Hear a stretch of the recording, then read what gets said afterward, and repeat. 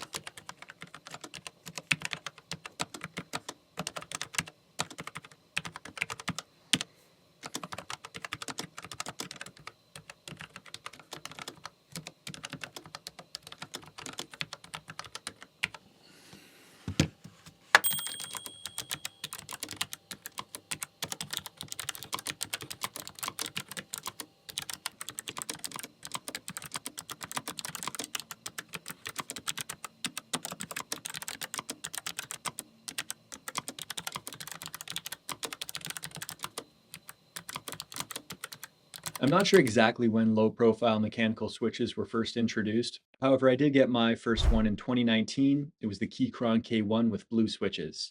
If you do know when the first low-profile switch was introduced, please let us know down in the comments.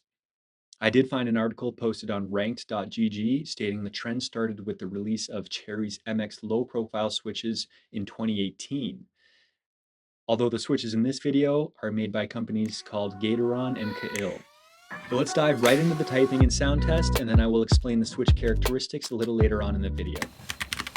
Oh, and if you're enjoying this video so far, please hit the like button and consider subscribing if you want to see more content directly comparing the features of these two keyboards.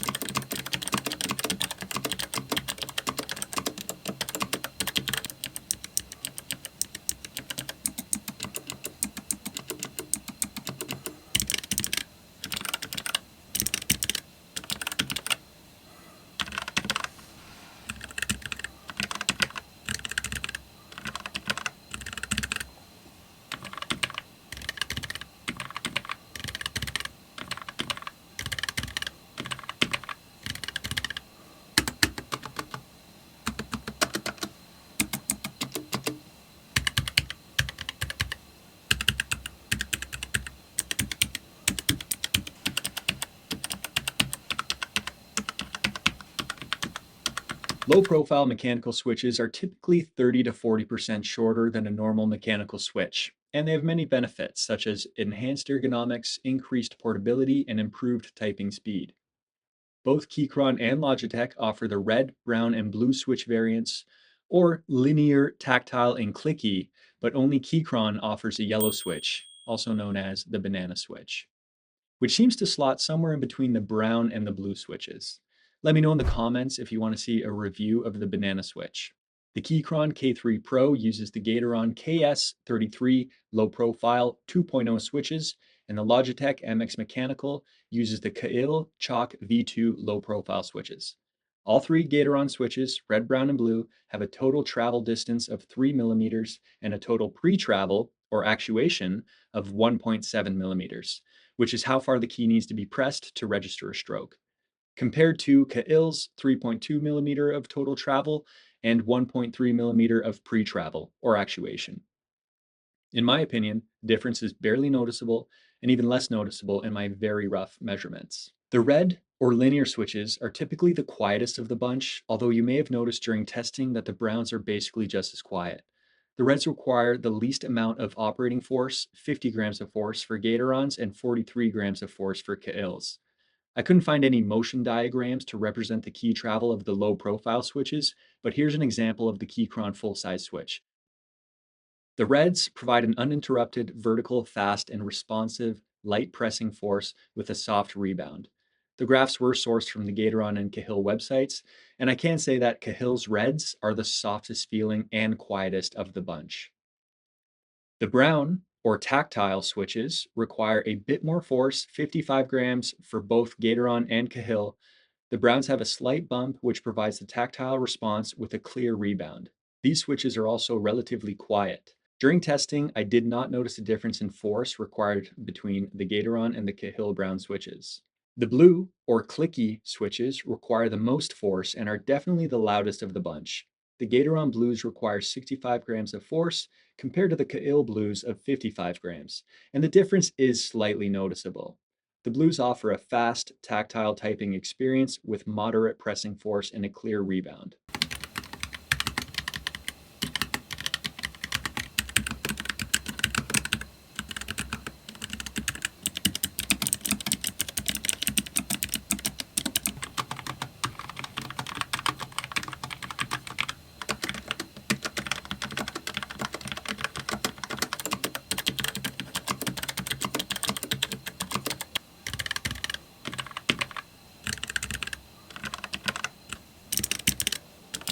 Well, that about sums up the video. I will be completing a detailed specs review of each keyboard, so make sure you're subscribed and click the bell to get notified when it comes out.